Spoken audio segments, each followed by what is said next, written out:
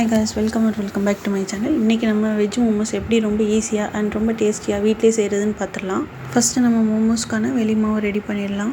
இதை பண்ணுறதுக்காக 1 கப் மைதா எடுத்துக்கலாம். மைதா கூடவே தேவையான அளவு சால்ட் ஆட் பண்ணிவிட்டு கொஞ்சம் கொஞ்சமாக வாட்டர் ஆட் பண்ணிவிட்டு நல்லா மாவு பதத்துக்கு வர மாதிரி பிசைஞ்சு எடுத்துக்கலாம்.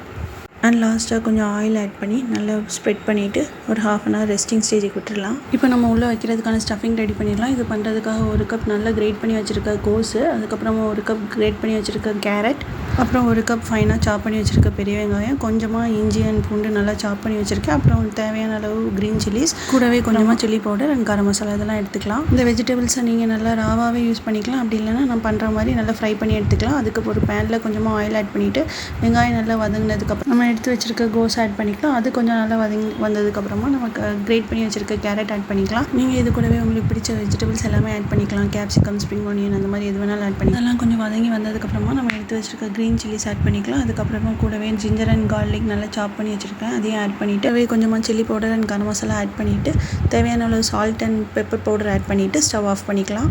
இப்போ நம்ம மோமோஸ்க்கான ஷீட் ரெடி பண்ணிக்கலாம். அது நம்ம எடுத்து வச்சுருக்க மைதாவை நல்லா தேய்ச்சி எடுத்துகிட்டு நம்மளுக்கு தேவையான சைஸ் கட் பண்ணி எடுத்துக்கலாம்.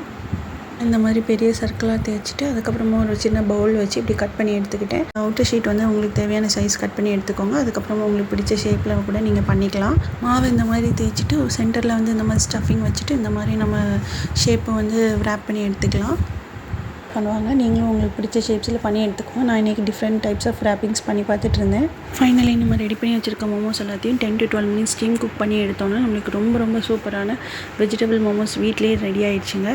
மோமோஸோட ஷேப்ஸ் கொஞ்சம் டிஃபர் ஆகியிருந்தாலும் டேஸ்ட் வைஸ் அது வேறு லெவலில் இருந்ததுங்க. மோமோஸை தனியாக சாப்பிட்றத விடவும் டொமேட்டோ சாஸ் இந்த மாதிரி தொட்டு சாப்பிடும் போது ரொம்ப அல்டிமேட்டாக இருந்ததுங்க. பிச்சு சாப்பிட்றதுக்கும் ரொம்ப சாஃப்டாக இருந்தது. நீங்களும் கண்டிப்பாக இந்த மாதிரி ஹெல்த்தியான ஒரு மோமோஸ் வீட்டிலே செஞ்சு பாருங்கள்.